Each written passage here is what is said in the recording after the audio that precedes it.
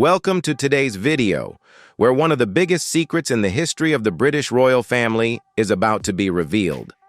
After years of silence, King Charles III has finally confessed the one thing he's always kept hidden: his biggest regret about Princess Diana, the woman he once loved.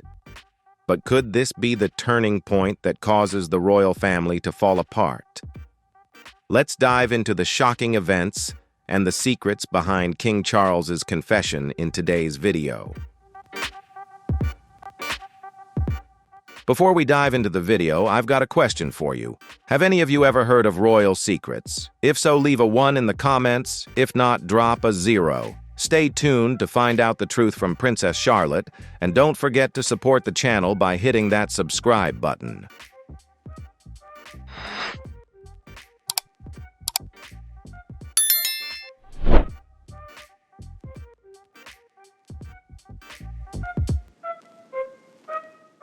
King Charles III has finally admitted something he has tried to avoid for over 3 decades. He acknowledged that he never truly made an effort to save his marriage to Princess Diana.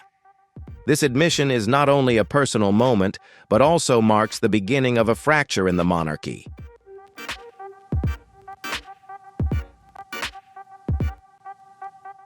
William looked at him with a sharp gaze, not as a son, but as a man who had waited his entire life to hear these words. Harry, though silent, clenched his fists, trembling with the simmering anger within. He did not cry, for the pain had long since scarred over.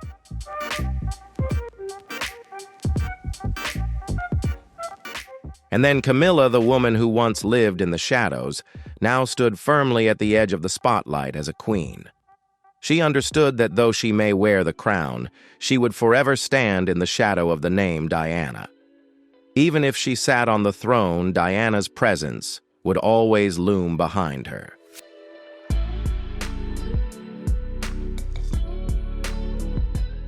Princess Charlotte may be young, but her eyes miss nothing. She observes everyone with a quiet intelligence that few possess. Charlotte isn't rebellious or loud. Instead, she listens, studies, and remembers everything. She can recognize the true nature of people through their actions, words, and the energy they bring into a room.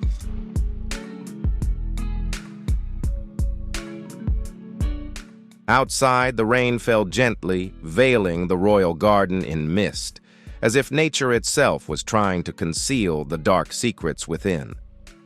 In a quiet office, the warm yellow light illuminated the wrinkled face of King Charles III.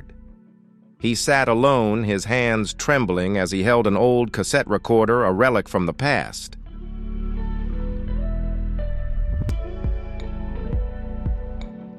His fingers lightly brushed the play button and pressed down. The voice of Prince Philip, sharp as a knife, pierced through the silence in the room. "You are burning your throne for a woman the public will never forgive." Charles closed his eyes, feeling each word as hammer blows to his soul. He had listened to this tape hundreds of times, but every time his heart tightened with regret.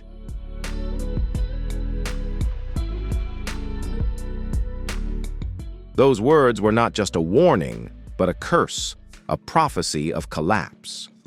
His reign had only just begun, but the shadows of the past, his broken marriage with Diana, the public's contempt for his affair with Camilla, and the fractures within the family pressed down on him like an immovable mountain.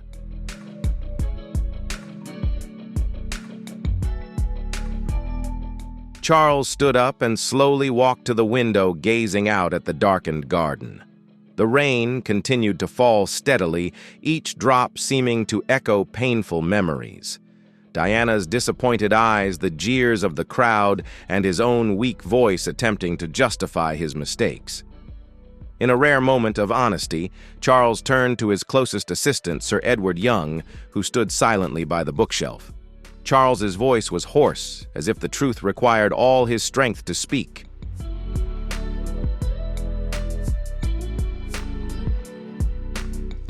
"I never really tried to save that marriage." Charles admitted, his voice heavy, and the price to pay was the collapse of an entire dynasty. Edward, who had grown too accustomed to the king's moments of self-questioning, nodded gently, but his eyes carried a deep unease. Charles was not only facing the past he was confessing, but this could ignite a storm beyond control.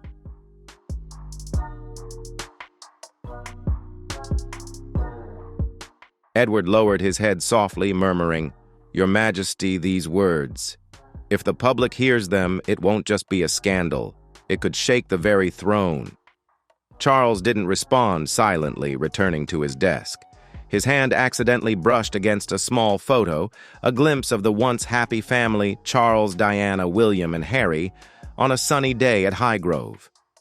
Diana's smile in the picture was a painful reminder of everything he had lost.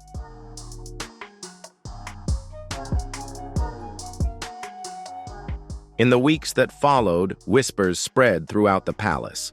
Sources close to the king revealed that he had quietly met with those he had wronged, expressing deep regret for his mistakes.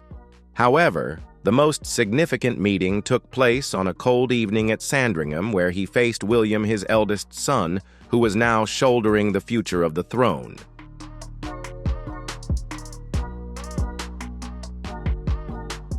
In the cozy living room, the fire crackled, but it couldn't ease the tension in the air. Charles clasped William's hand, his eyes red from sorrow. "I hurt your mother and you," he said, his voice trembling. "I hurt you, but I want to make things right, William, even if it's too late."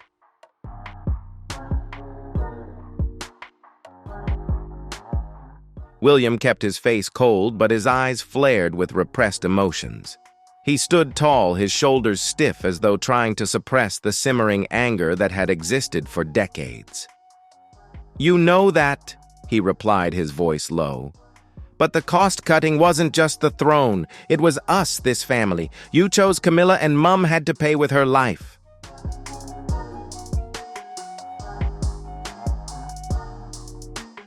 William's words cut like a knife piercing Charles's heart.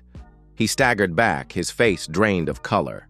In that moment, they were no longer king and heir, but a father confronting the consequences of his choices, and a son bearing wounds that would never heal.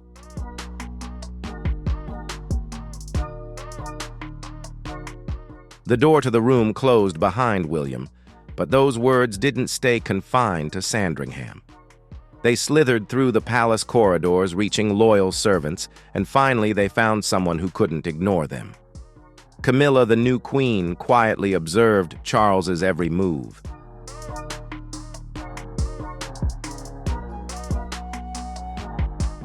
The storm broke on a bleak March morning in 2025 as London's sky hung heavy with dark clouds, foreshadowing a scandal that could shake the kingdom.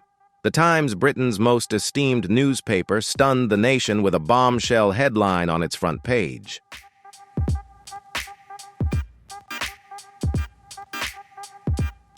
An unpublished memoir by Princess Diana was discovered in a hidden safe within an old royal estate. Her handwritten words, though trembling, conveyed a pain that pierced the hearts of millions. "I was not just alone in my marriage.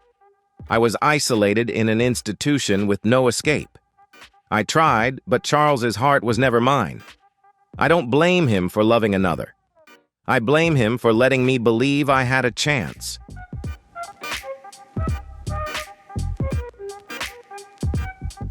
These heartfelt and anguished words were a cry from the past, rekindling a pain the public thought buried. Each sentence, each word carried the weight of a long-hidden truth, a powerful accusation that needed no anger to devastate. Within hours, Diana's voice became a global firestorm on social media. From London to New York, Sydney to Tokyo, posts flooded the internet. Diana spoke the truth. Our princess deserves justice.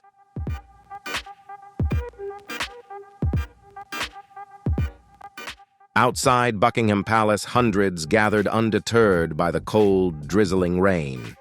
They held signs bearing Diana's image in her iconic white silk dress, her eyes in the photos radiant, yet steeped in sorrow.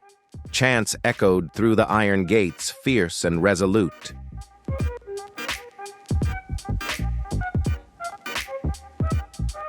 Justice for Diana, truth for our queen. Some placed white roses at the palace gates, a belated tribute to the princess. International media buzzed with coverage. Diana's memoir had shaken the monarchy, and Charles faced the public's wrath.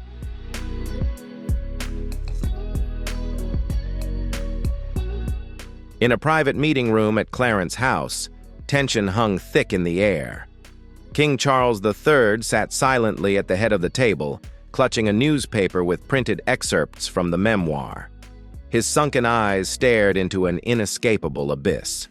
Around him, media advisors argued heatedly, their voices laced with panic and desperation. A young advisor, pale with fear, spoke up, "Your Majesty, we cannot stay silent. The public demands answers. If we don't act, they'll write their own narrative and it won't favor the monarchy." An older advisor countered, "Admitting fault will only fan the flames. We need to redirect the story to Your Majesty's or Queen Camilla's charitable work."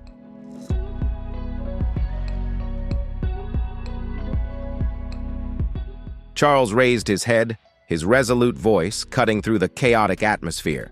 "Enough. There's no turning back. If I keep hiding, I'll lose everything, not just the public's trust, but my family too. I'll give them the truth. Not all of it, but enough to show I'm not running." His decision stunned the advisors. Charles would speak at a public event in Westminster Hall originally planned to honor charitable organizations.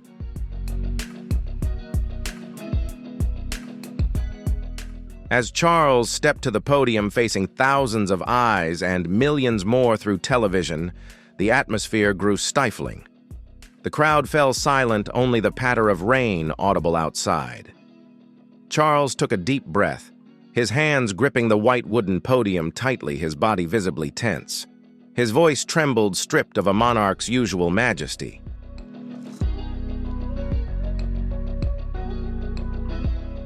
"We are not always right," he said, each word pouring from the depths of his heart. "I was not always fair. Princess Diana deserved more love and respect than she received. For that, I am sorry."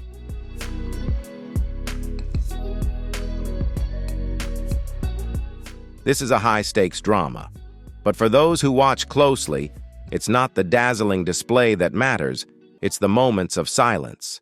A fleeting moment in full regalia, lasting less than 3 seconds, went viral almost instantly. When the royal family gathered on the balcony of Buckingham Palace, Princess Charlotte subtly leaned away from Camilla. It was so slight, almost imperceptible, but the cameras caught it, and the frame was frozen, dissected, and analyzed.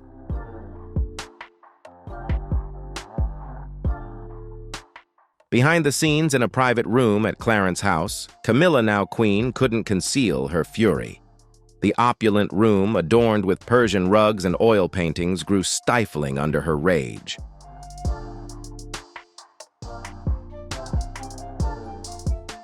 Camilla slammed her hand on the ebony table, making a crystal glass tremble. Her eyes blazed as she shouted at the nearest media advisor, "Who did this? Who dared dig up the past to ruin me?" Diana was long gone, yet why did she still haunt her like a shadow that never faded?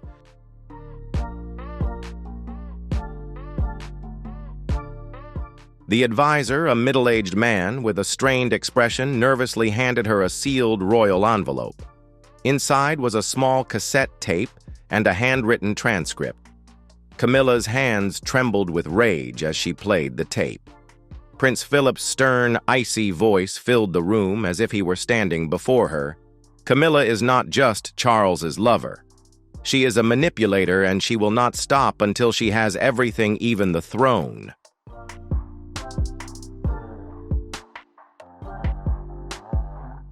Diana wanted to ensure that her sons knew they would always be loved, no matter what happened.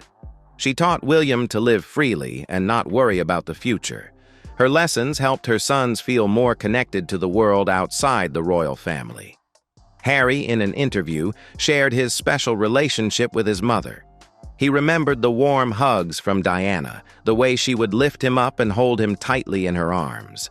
Each hug from his mother still lives in his memory, carrying her love, even though she has passed away.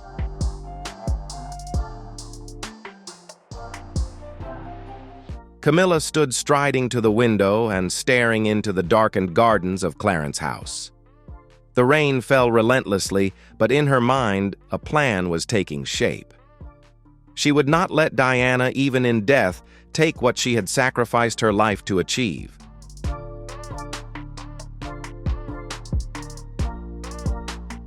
"If they want a war," Camilla whispered to herself, "I'll give them a battle."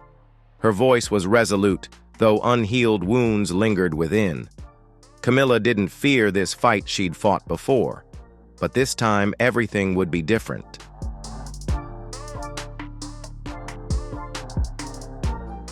Meanwhile, at Kensington Palace, William received a call from a covert source. The voice on the other end trembled but was resolute, revealing that Diana's memoir wasn't a random leak. Someone within the palace had orchestrated it, and they had no intention of stopping. William gripped the phone tightly, his heart pounding.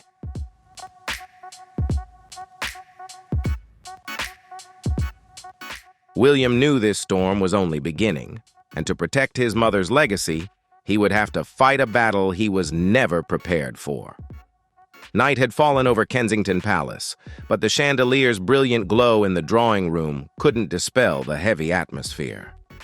William, Prince of Wales, stood by the large window, gazing into the darkened garden where raindrops glistened under streetlights. The man known for his calm demeanor couldn't hide the turmoil within.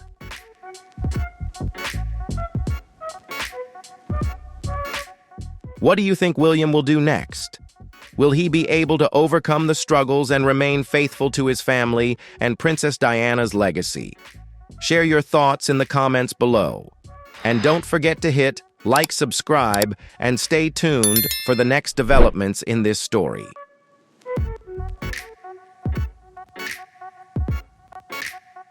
William's eyes, usually bright with confidence, now harbored a storm of emotions, anger, pain, and a vague fear of what lay ahead.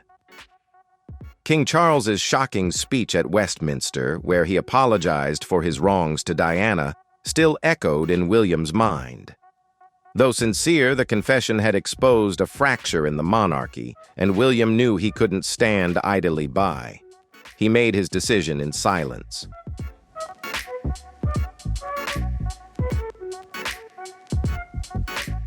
Refusing his security detail, William drove alone through London's wet streets to Clarence House. He wanted this meeting private, far from the media's prying eyes and the palace's whispered gossip. Stepping into the familiar study, the scent of aged wood and fireplace smoke pulled him back to childhood memories, days when Diana was alive and their family was a perfect facade for the public. Now the room felt stifling, as if the walls themselves held secrets no one dared speak.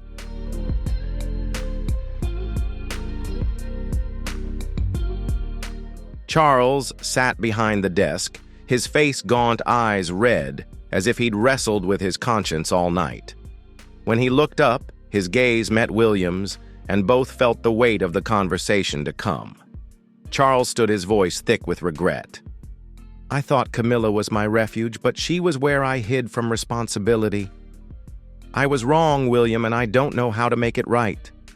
The raw confession, though sincere, cut into William like a blade. He stayed silent, but memories surged like a tide-long childhood nights, hiding behind doors with Harry hearing their mother's sobs.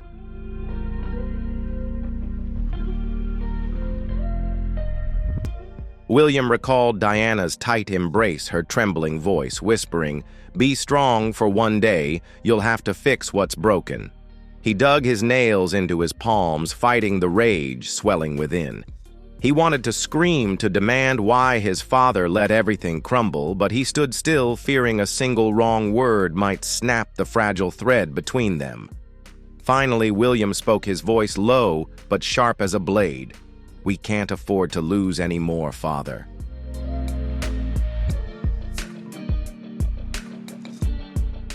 "You talk about fixing things, but do you know how much Mother suffered?" William asked, his voice hard as steel. "Do you know how she tried to hold this family together while you only thought of Camilla? You didn't just hurt her. You hurt all of us."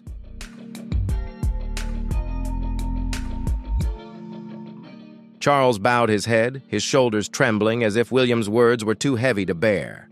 He offered no defense, no excuses.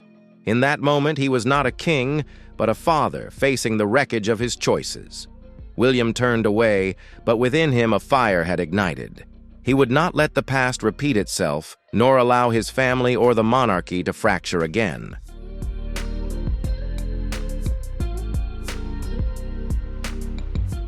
Back at Kensington Palace, Catherine waited in their private quarters, her eyes filled with worry, yet resolute. Without a word, she led William to an old safe holding their family's most precious relics. Inside was Diana's leather-bound diary, its pages worn and yellowed with time. Catherine handed it to him, and William opened it, flipping to the final page. A handwritten line from his mother stopped him cold. "If I'm gone, let William start anew, but keep that woman away from my children."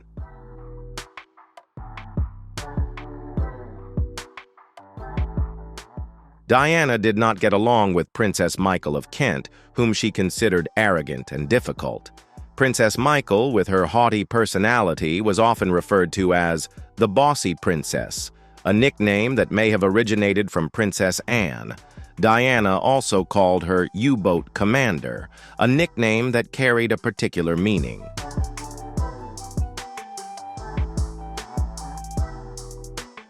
Catherine placed her hand on his shoulder, her voice soft but resolute. "We'll do what's right, William. Not just for your mother, but for our children and this monarchy." In that moment, William felt his wife's strength guiding him through the dark days ahead. He knew the battle to protect his mother's legacy, and the monarchy's future was only just beginning.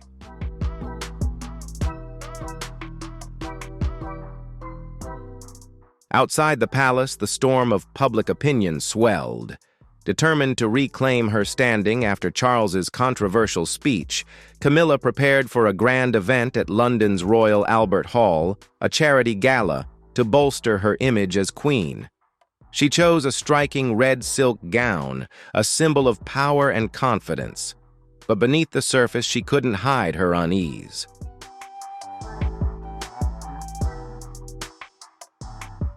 The faces of Camilla's media advisors betrayed their anxiety, urging caution.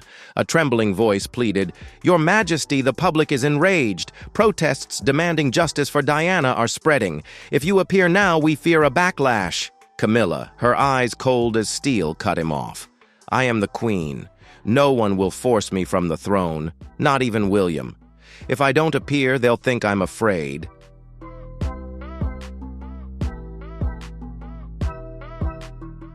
And I am never afraid. Defying all advice, Camilla stepped onto the stage. A forced smile played on her lips, her hair impeccable under the chandelier's glow. But as the spotlight hit, instead of applause, she faced a roar. The crowd erupted, waving banners and chanting justice for Diana, with images of the late princess in her shimmering emerald gown.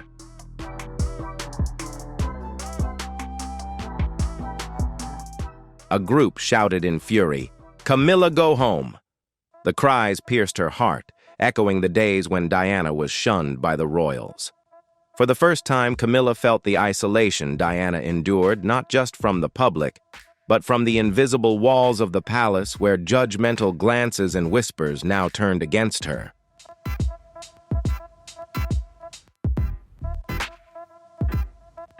Camilla maintained her forced smile, delivering her speech with astonishing calm. But backstage, her legs nearly buckled. Her face was pale, her pearl-manicured nails digging into her palms to suppress the trembling.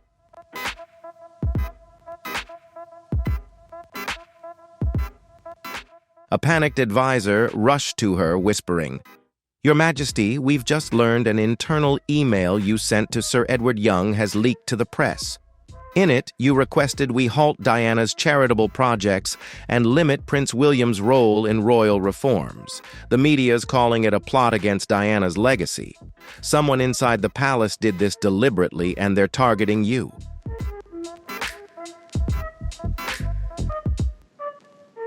Then, out of the blue, Catherine received the deeply emotional and heartfelt letter from Diana. In it, Diana wrote about her love, her dreams, and her hope to see her legacy carried forward. The moment touched Catherine in a way that words could never fully capture. It wasn't about the brooch, despite its historical value. And it wasn't about living up to the expectations of the royal family. It was about something far more meaningful, a bond, a mutual understanding, and a quiet strength passed down through the women of the family. In that instant, Catherine felt like she truly wasn't alone.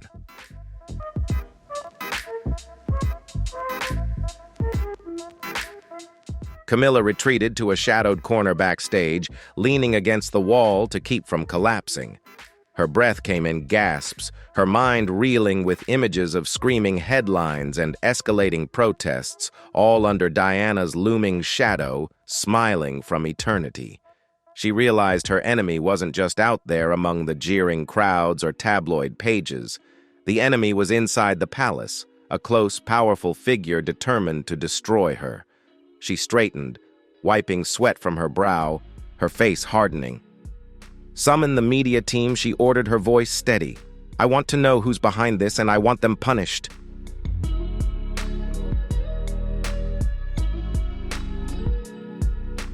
"No one can threaten my throne."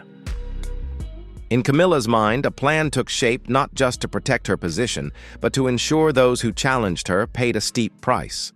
The storm was closing in, and Camilla would not be easily swept away.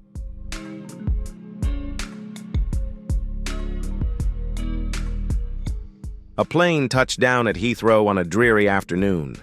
London's sky was blanketed with gray clouds as if crushing any faint hope.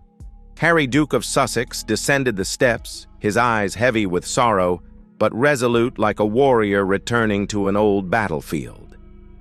Though he had stepped back from royal duties, he carried unhealed wounds from a fractured family, torn between loyalty to his mother, Princess Diana, and estrangement from his father, King Charles III.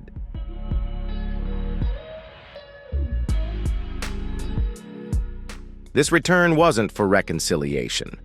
Harry came to confront, to force his father to face the mistakes that shattered their family, and to expose Camilla, whom he believed was the root of their pain. His public reason for the visit was a charity event for disadvantaged children, a cause he shared with his mother.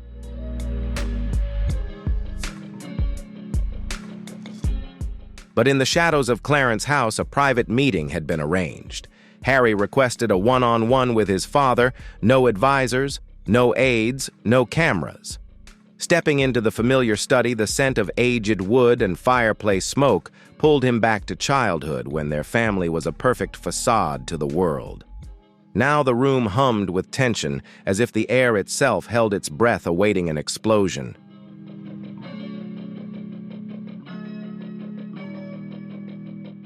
Charles sat behind the desk, his face gaunt, his weary eyes haunted by ghosts of the past.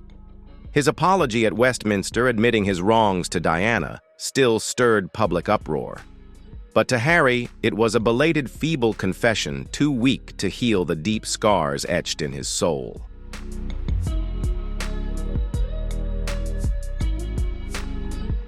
Charles rose, reaching to embrace his son, but Harry raised a hand, his gaze cold and sharp as a blade. "I'm not here for more apologies," Father Harry said, his voice low but seething with anger. "You spoke too late when Mother couldn't hear. I'm here to show you what you let happen and who's behind it all." Without preamble, Harry placed a small black USB drive on the desk, its weight seemingly heavy with consequence. "You need to see this," he said, his voice trembling with suppressed emotion. "And then you owe me an answer."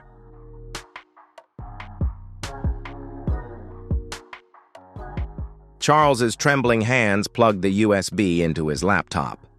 The screen flickered, revealing a secretly recorded video from a Buckingham Palace meeting room. Camilla, her face cold and resolute, led a discussion with senior officials.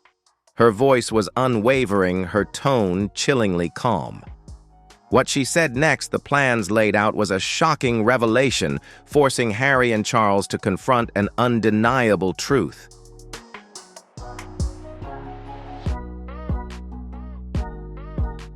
Camilla's voice echoed through the secret video. Harry and Meghan are no longer royals. Continuing their security privileges is unnecessary. We need to send a clear message that they don't belong here. If that puts them at risk, it's the price they pay. The room sank into stifling silence. Charles bowed his head, hands gripping the desk knuckles white as he fought to stay composed. Harry stared into his father's eyes, his voice trembling with rage and pain. "Did she order it, or did you let her?" Charles looked up, his eyes shattered as if his final defenses had crumbled. He opened his mouth, but the words caught in his throat. Finally, he whispered hoarsely, his voice heavy with regret, "I didn't stop her, Harry.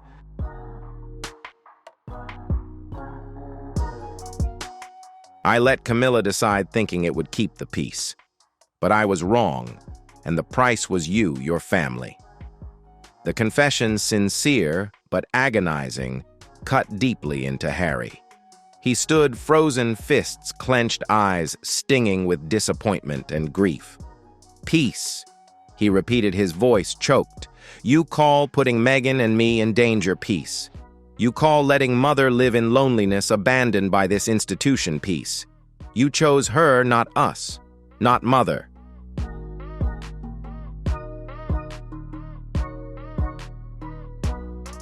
Charles buried his face in his hands, his shoulders trembling as if the weight of the past was crushing him. Harry turned and walked away, leaving Charles in the dim glow of the desk lamp. Outside, under London's cold rain, Harry paused, his breath mingling with the mist.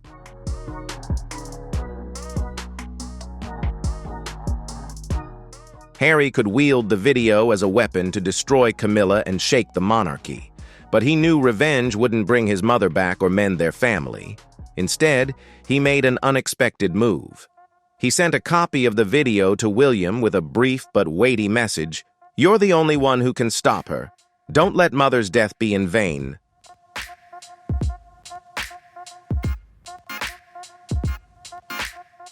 As William watched the video at Kensington Palace, a shock ran down his spine. Camilla's words and actions confirmed his suspicions. She wasn't just part of their painful past, but a persistent threat to their family and the monarchy. For the first time in years, William felt a bond with his brother forged by their love for their mother and a shared desire to protect her legacy. Gripping his phone, he whispered, "Harry, you're right. We'll do this together."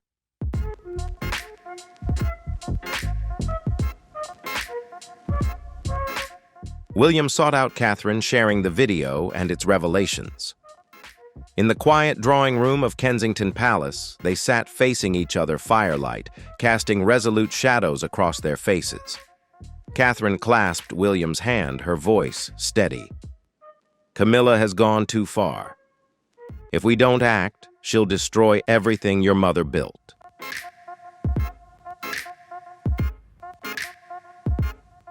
William and Harry, once estranged brothers, now faced a shared mission to bring the truth before the royal council. William's eyes gleamed with determination, as if a bold plan were taking shape. The leaked emails from Camilla, combined with Harry's secret video, provided damning evidence from the Royal Albert Hall. But they knew that to confront Camilla and protect the royal legacy, they needed their father's support, King Charles.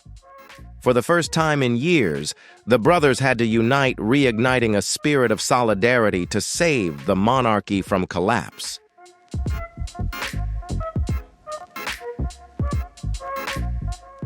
On an April morning, Britain was rocked by a shocking poll. 62% of those under 40 declared they were ready to abandon the monarchy if Camilla retained a prominent role beside King Charles. The figure rang like an alarm bell through the marble corridors of Buckingham Palace.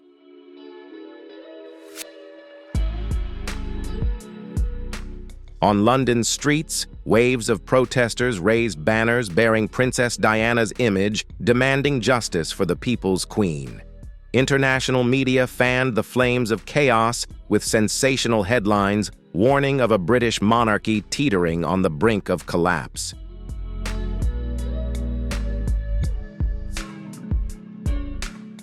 Public pressure forced the Royal Council to convene an emergency meeting in the opulent conference room of Buckingham Palace. The atmosphere was suffocating, every attendee aware that today's decisions would shape the monarchy's future. William, as heir, faced his father directly. Camilla, though maintaining a proud facade, couldn't hide the anxiety flickering in her eyes. Senior advisors, from Sir Edward Young to media officials, sat in silence awaiting a resolution to the storm engulfing the royal family.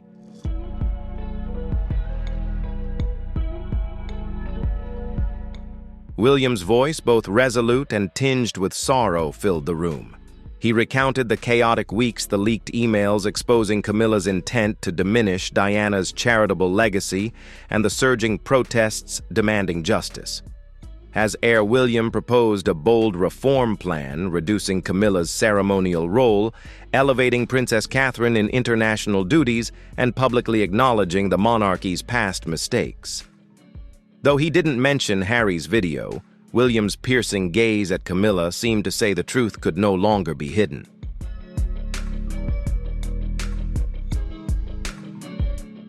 Unable to bear the pressure, Camilla shot to her feet, her voice trembling with anger and hurt. "I've sacrificed my entire life for Charles, for this monarchy," she cried, her eyes searching for support from those around her. But this time no one spoke. King Charles bowed his head, his hands clenched as if wrestling with inner turmoil. The advisors averted their gazes. William responded, his voice low but firm. "Your Majesty, this isn't personal. This is about the survival of the monarchy." The room fell silent, but the air vibrated with unspoken emotions.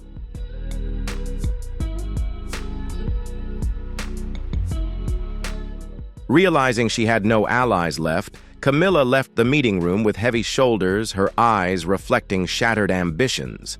Shortly after she announced her withdrawal from major public events, a decision that rocked the kingdom. Social media exploded with millions of comments. Some hailed it as a belated victory for Princess Diana, while others feared the monarchy was crumbling.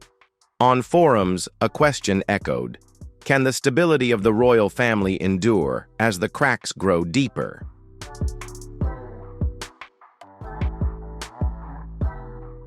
In an unprecedented move, King Charles requested a live, unscripted national television address, bypassing his advisors' oversight. Before the cameras, he shed his royal majesty, appearing as a man facing his subjects. With a weary voice, he confessed, "I was not strong enough to do what was right. I hurt those I love most, my wife, my sons, and those who trusted me. My silence made me complicit." He paused, his eyes glinting with hope.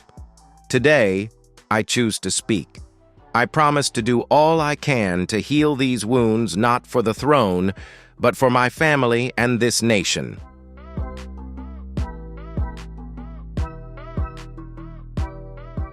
Charles's brief but powerful speech shook the kingdom.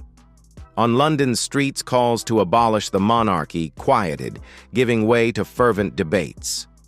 The public began to see Charles in a new light, not just as a king of mistakes, but as a man daring to confront his past in search of forgiveness. From Kensington Palace, William felt a spark of hope. His father had chosen family, opening a path to rebuild not only the monarchy, but also their fractured bonds.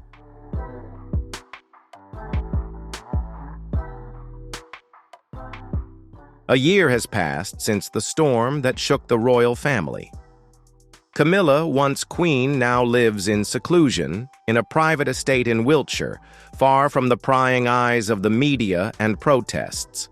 Surrounded by a few loyal staff members and memories of a throne she once longed for.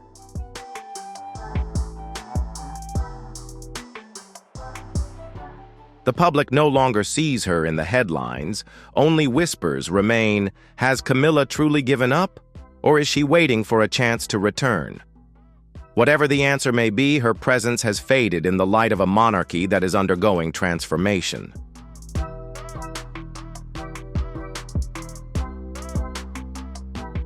In the heart of the kingdom, the Prince and Princess of Wales, William and Catherine, embarked on a mission to reshape the monarchy for the 21st century. They opened the doors of Buckingham Palace for charitable programs, transforming the ancient castles into symbols of compassion rather than luxury. Royal ceremonies were streamlined, shedding outdated elements. Catherine, with her grace and determination, led initiatives on education and mental health, continuing the legacy of Princess Diana. With each step, they brought hope for a monarchy that is more approachable, ready to serve the people rather than simply sit on the throne.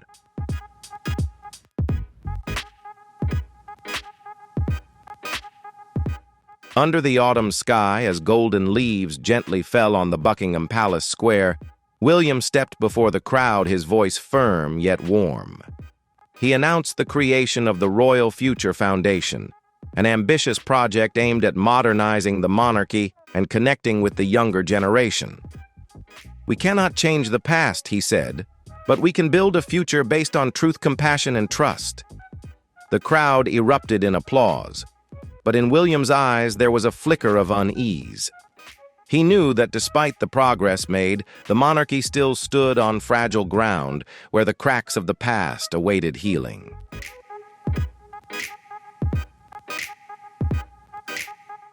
In the soft light of the stained glass windows at St. George's Chapel, a private ceremony took place attended only by Charles William and a few trusted courtiers. Charles, now frail with age, approached the altar lifting the crown, a symbol of power and responsibility. With trembling hands, he removed the sparkling sapphire from Princess Diana's engagement ring, a stone that carried the love and pain of an entire era. He placed it into a small wooden box, along with an emotional handwritten letter. Handing the box to William, his eyes red and his voice hoarse, he said, "This is the only thing we can do to make amends for her and for you. Don't let your apology come too late like mine, William." William took the box, his heart heavy, nodding quietly, but his eyes silently promised to preserve his mother's legacy.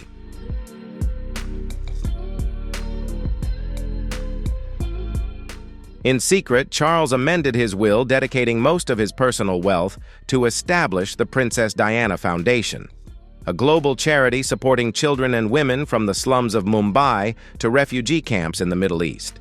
He kept this move under wraps, but when the news leaked, the public looked at him with new eyes. No longer the king of mistakes, Charles became a man seeking redemption, though it came late. This act was like a ray of light, igniting hope that the royal family could heal the wounds it had caused itself.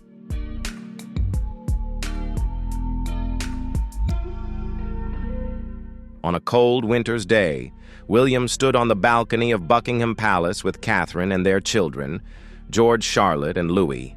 The crowd below cheered, waving Union Jack flags, and the atmosphere was warmer than the chaotic days that had come before.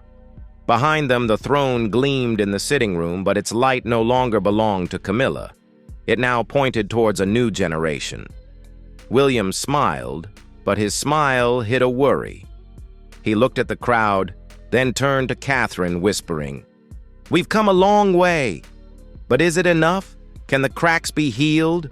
Or is the monarchy still teetering on the edge?" Catherine squeezed his hand, her gaze resolute, as if to say they would face every challenge together.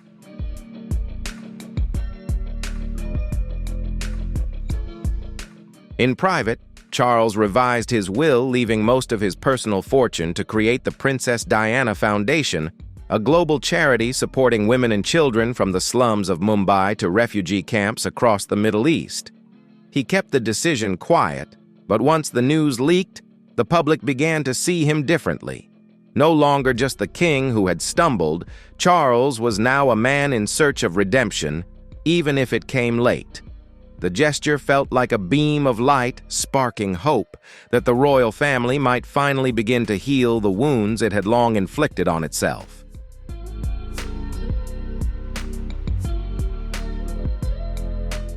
William looked up at the London sky where the clouds were slowly parting, leaving a faint ray of sunlight shining through. He imagined his mother, Princess Diana, somewhere out there, smiling, watching over his efforts. Yet deep within, one question still haunted him.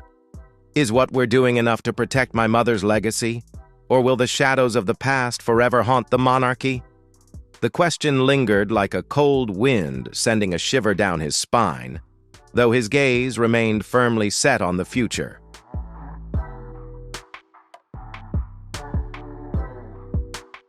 As the faint sunlight stretched across Buckingham Palace Square, the crowd below continued to cheer, carrying with them the hope for a reformed monarchy.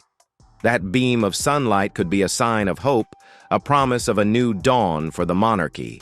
But for William, it could also be just a fleeting moment of peace before another storm would hit.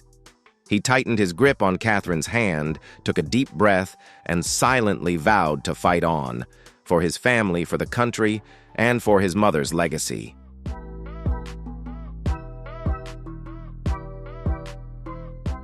Well, after all these years of keeping it hidden, King Charles has finally confessed his biggest regret. What does this mean for the future of the royal family? Could these confessions mark a turning point? Or could they spell the end of unity within the family? What do you think about Charles's decision? Drop your thoughts in the comments below. If you enjoyed this video, don't forget to hit the like button, subscribe, and turn on the notification bell so you never miss an exciting update. Thanks for watching and see you in the next video.